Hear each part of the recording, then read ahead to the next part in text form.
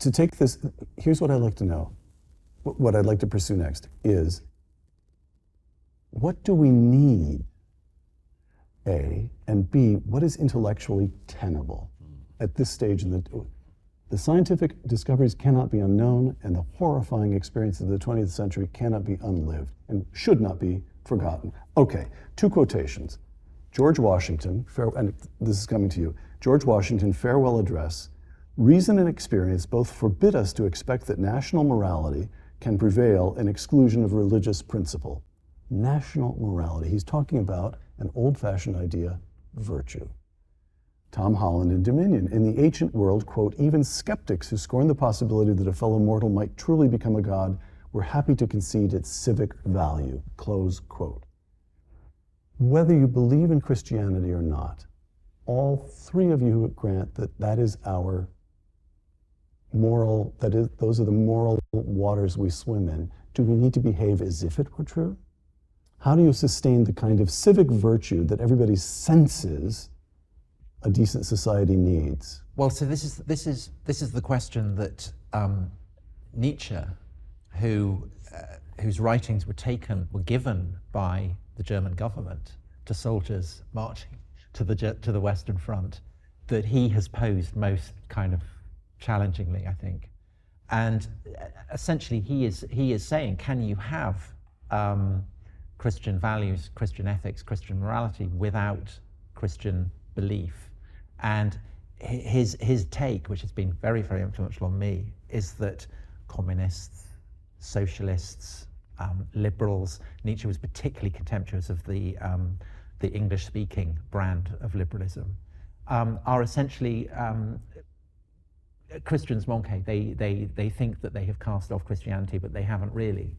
And Nietzsche's great parable is that God is dead, that his corpse lies in a great cave, but that the corpse is so enormous that it continues to cast shadows, and these flicker and change, and we continue to see them.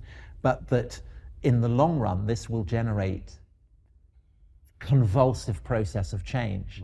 And to be honest, that prophecy came true in the Third Reich. It came true much faster than he thought. And I think the shock of that was so great for us that in a way, Nazism served to create a new mythology. So if you like, the shadow that is flickering on our current cave is actually the shadow of God that's flickering on the shadow of flickering on the cave is a Nazi one.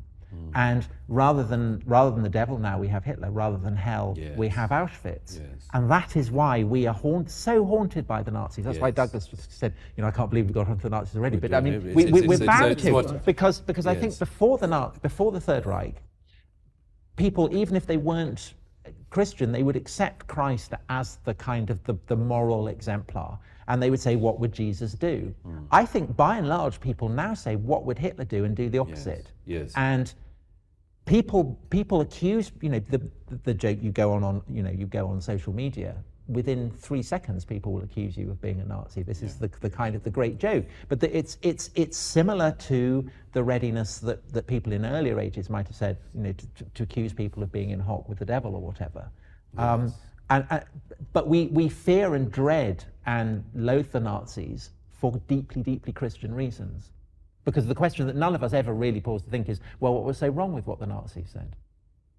What's so wrong with being racist? What's so wrong with trampling down the weak? By the way, our friend David Berlinski says the Holocaust was like the crucifixion. It was an event that changed everything. Yes. Which is fair. Of course. Right. I mean, in Celan's most famous poem, there's a terrible line, remember, Tod ist ein Meister auf Deutschland. Death is a master from Germany. All right, so back to, while I've got these 2 Englishmen, while we're on this, so Charles, King Charles, gives a speech. Douglas is now an American. I'm not an American, I reside. You reside in America. You reside in America. I pass. Englishman in New York. You sting. You don't pass for 1 second. Pass. You don't pass for 1 second. Charles, King Charles, it is the year 2022, and the evening his mother dies, the evening of the day on which he has become king, he gives an address to the nation in which he speaks about the special relationship of the Crown to the Church of England, in which his own faith resides. The role and the duties of monarchy also remain, as does the sovereign's particular relationship and responsibility towards the Church of England, the church in which my own faith is so deeply rooted. This is what? A hopeless anachronism? Useful to the nation to continue some sense of continuity with the English Christian inheritance? What do you do with this? If I could try to tie that up with what you said earlier about, and of course, Thomas Jefferson took the view that the civic virtues of Christianity were such that you could pretend to do it effectively, even if you didn't do the believing. And there's an interesting, I mean, there are people who believe in belief. I might be one of them. It's something that people can do. It's a good thing. It's all the data. Not a crazy position. All the data shows that you're going to be happier if you're a believer, and much more. In Britain, the established church has a very distinctive function, which is to effectively own, rein in. How would you put it? Somehow temper the enthusiasm of religion, contain it within the state. It was a very important statement that he made. King Charles had in the 1990s toyed with this idea that he would, rather than take the title Defender of the Faith, would somehow be Defender of Faith. Right. And this is interesting because of course our own age has got a lot of sort of syncretic religion running through it. You know, hybrids of bits of Christianity, a bit of Buddhism, usually quite a large bit of Buddhism, and there was a sort of idea maybe he's going to do that. In which case, several things, including the established church, would have actually been in serious trouble. Right. He resisted that. He did a thing I think which is correct, is to say, no, this is one of the titles I've inherited, and I'm the defender of the faith, and that's just what we've inherited in England, in Britain. I mean, just specifically on the mystery of royalty and Christianity, I think that one of the problems for institutional Christianity, for the churches, is that in a way they've been too successful, that their teachings have, in a sense, been nationalized. So particularly in European countries, perhaps more than the United States, but still in the United States, education, health, all these kind of things that previously were the responsibility of churches have now, they've been secularized. And in a sense, the church itself has been secularized. It's the instinct, I think, of certainly in a national church like the Church of England, of many of the priests, is to identify with the kind of the preponderant ideology of the age, which is a secular one. My own personal feeling is that that's a terrible mistake, and that Christianity is nothing if it's not spectacularly odd, if the strangeness, the weirdness, the mystery is not given space to breathe. And that comes across so beautifully in your writing, Tom. Well, but so it struck me... The preface of your book it really is jarring, because if you swim in Christian waters and you forget just how odd it is. How odd it is. But it struck me very powerfully with the funeral of the Queen, that people were being touched by the strangeness of it, by the sense that the Queen was anointed. This is a ritual that goes back 1,000 years in England, but ultimately goes back to ancient Israel, to David and to Solomon. Yes. And people felt themselves touched and moved by something strange that they didn't understand. And it was a rare moment where a sense of the weird was allowed to enter into the very heart of the state, and people were stirred by it. And I think that it would be a terrible mistake for the new king if he, if presuming he wants the monarchy to survive, and indeed the Church of England to survive, if he was to stint on the element of the strangeness within the coronation. I think he should absolutely play it up. But I've got a very quick observation as well, if I may. I completely agree with what Tom just said. There's a specific difficulty for Christians, which in certain other religions doesn't exist. And let me give an example. It's Judaism. Some years ago, I said to a rabbi friend, an Orthodox rabbi friend, I said, would you, a rather rude question, but I said, would you agree that many people who come to your synagogue do not believe in God? And he said, most, I'd have thought. And I said, well, what lesson do you draw from that? And he said, This year in the UK, 98% of British Jews will be celebrating the holy days. Now, I say that because in Christian terms, there are reasons why Jews can be practicing without being believing.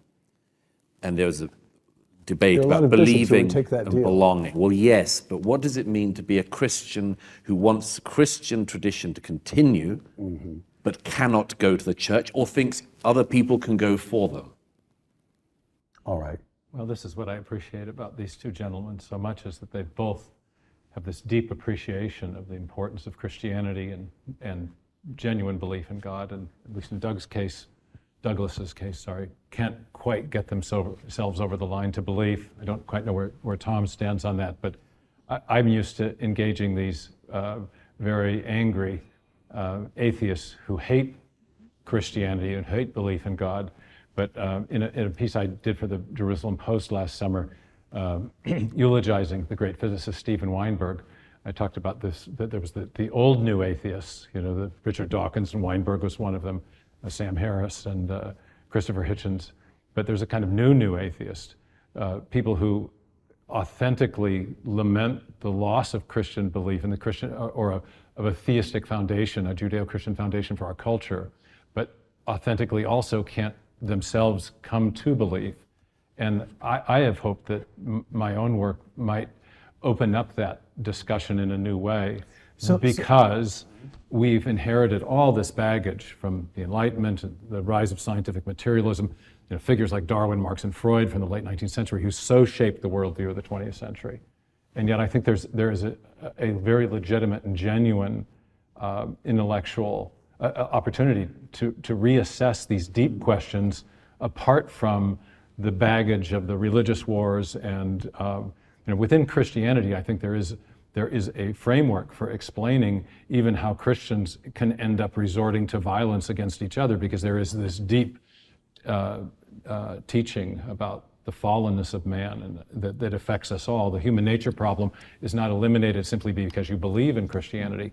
But on the other hand, I think the materialists lack the intellectual framework to account for the extraordinary evidence that we have of design in the universe and of for the creation of the universe, and these fundamental questions that we have assumed science has already adjudicated are, I think, being reopened by discoveries that have frankly shocked us. And even Richard Dawkins has acknowledged this.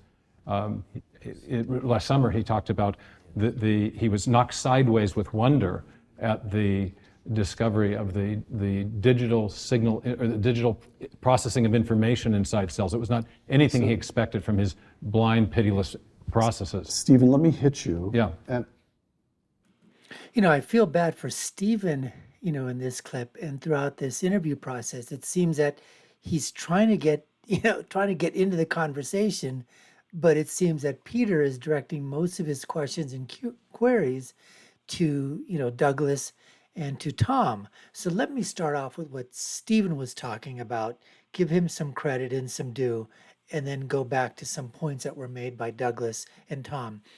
So Stephen is arguing from the fact that as his conversion basically into Christianity, or let's say reversion back to it to strengthen, his resolve in Christianity, he starts talking about these new age atheists like Hitchens and Dawkins and Sam Harris and others.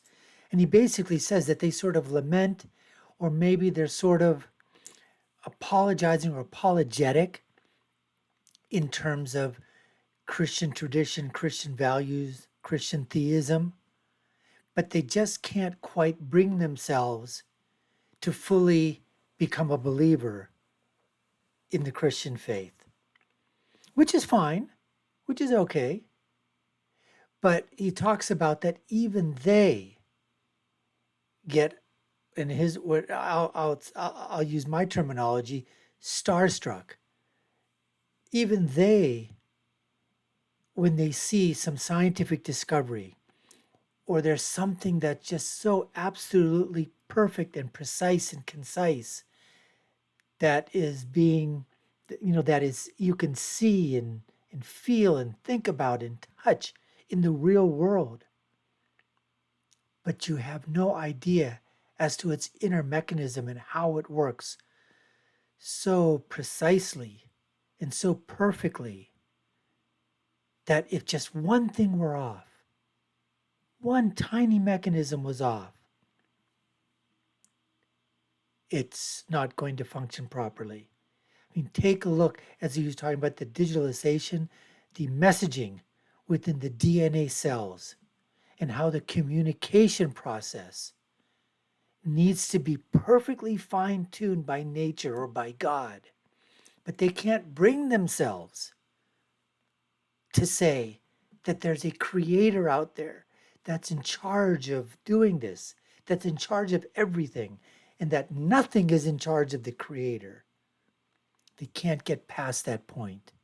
That has to come, folks, on faith.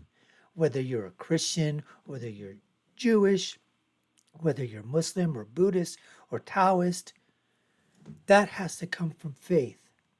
That there is an ultimate being, a creator out there that was created, that nothing, it was just there. You've got to wrap your head around that, which is what these New Age atheists can't do, which is what is now being taught to school children, which is why you have an erosion of the faith, especially in Western democracies and the United States of America. In Western countries, it is not happening within the Buddhist faith as much. It's not happening within the Hindu faith as much. It's certainly not happening within the Islamic faith. No, but when Christian faith, in Christianity, it certainly is, because of the separation of church and state. And so when Douglas and Tom are talking about that you've got the Church of England, which is just sort of, I guess I'd say, it's just the architecture that you, from the outside, you look and you say, wow, that's a beautiful piece of work. The stained glass windows are gorgeous. The paintings, the statues are absolutely brilliant. They're amazing pieces of work. They're beautifully crafted. And it's pristine. Let's just look at it from afar. We don't want to enter into it. We just want to see it from afar, which is what Douglas was referring to with the rabbi, saying that 98% of British Jews, they're going to be celebrating the holidays. They might not do anything the rest of the year, won't go to a synagogue, won't do anything else that would be considered Jewish tradition, but for the holidays, they're there. That's just like Muslims who go to Friday prayers. Don't do anything else during the month, but they're there for Friday prayers. Or they're there celebrating the Eid, just like a lot of Christians. Celebrate Christmas, celebrate Easter. But you know what? The other 50 weeks out of the year, they're not in church. So this is what's happening, folks, especially within the Western faith, with the Judeo-Christian tradition, Judeo-Christian religion, Judeo-Christian philosophy, what do you want to call it? It is being slowly, things are happening in terms of where it's just to try to get people to come back to the faith is very, very difficult. And then with the advent of social media and these new age atheists and people being taught this and children being taught this at a, at the secular level, that there is no creationism, there is no God. It's all, there's a way to explain it without a creator. And so you've got this thing happening at an early level with children. Not enough faith or religion is being taught to them even at home. Where are they going to go to? Anyways, folks, we hope you enjoyed watching this video, seeing these three great men back and forth, just to let you know you're watching the Dr. Nasir Shaikh Show. I'm your host, Dr. Nasir. If you haven't done so already, we'd love for you to subscribe to the channel, like, share, and follow us. Check out our video links above and below. Share your thoughts as well in the comments. My final thought is always, when you're right, you're right, and when you're left, you're wrong. Until next time, folks, take care and stay safe.